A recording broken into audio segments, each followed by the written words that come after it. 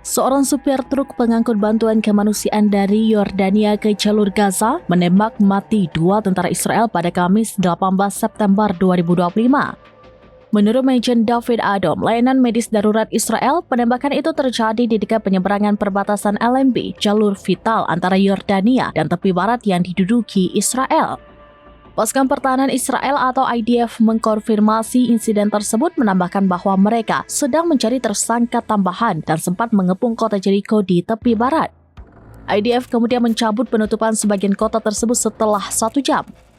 Dilansir dari The Times of Israel, pelaku tiba di perlintasan LMB dari sisi Yordania sekitar pukul 15.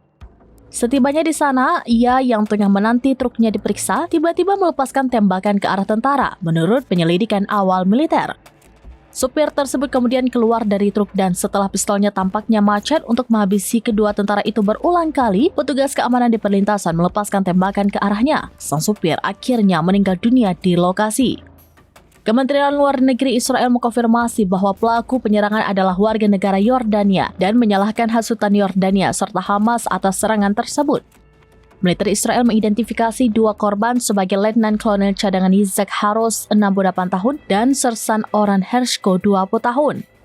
Sementara itu, Kementerian Luar Negeri Yordania menyebut penyerangan adalah Abdul Muttalib Al-Qaisi, warga sipil kelahiran 1968, yang mulai bekerja sebagai supir truk pengangkut bantuan ke Gaza 3 bulan lalu.